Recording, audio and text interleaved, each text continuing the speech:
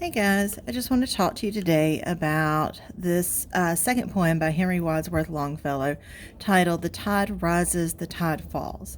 Now, the last poem that we read was also by Longfellow, and we said that he wrote it when he was a young man, and it's definitely a young man's perspective on life and how you can create these wonderful things and leave your mark on the world and inspire other people.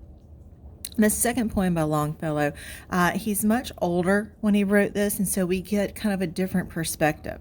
So let's just read straight through it, and then I'll take you through my notes.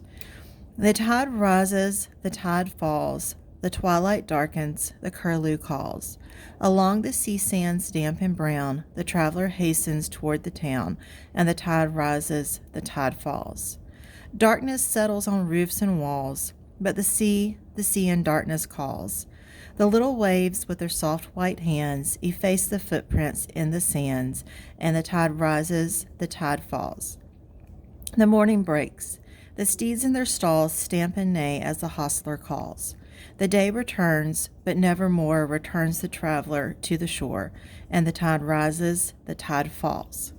Okay, so obviously you notice the repetition of the tide rises, the tide falls. And we did this little exercise in class where I had everybody repeat the word rise and repeat the word fall. And think about how you form the words, like where does your tongue go in your mouth and where does the sound come from in your throat and what do your lips do when you say the words. But if you just say them over, rise, fall. Okay, rise is a high-pitched word, it goes up. Fall is a lower-pitched word, it goes down. So when he writes this, it mimics the rising and falling of the tide, of the waves. The other thing you should notice is that through the three stanzas, it changes time of day. So we start off with twilight, move to darkness, and then move to morning. Typically in literature, times of day are symbolic of the stages of life. So morning would be birth, afternoon would be adulthood, evening would be old age, darkness would be death. And in this one, we start with twilight, okay, and then move to darkness and then morning. So this is obviously important, and we have to kind of figure out why.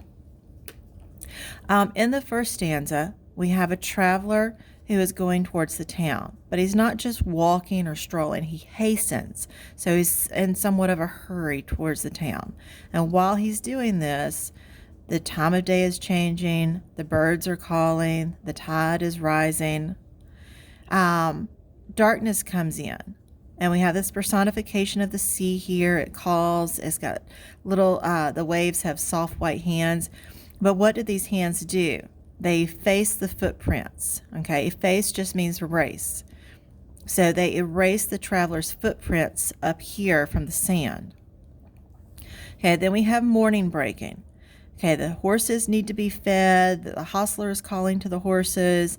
Day is here. Things are ready to be done, but the traveler is gone. It says, nevermore returns the traveler to the shore.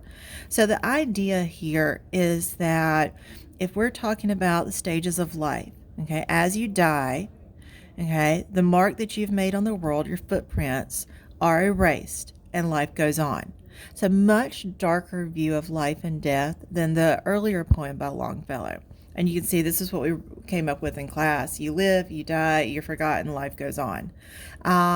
It's quite cynical and very different from the very optimistic view from A Psalm of Life.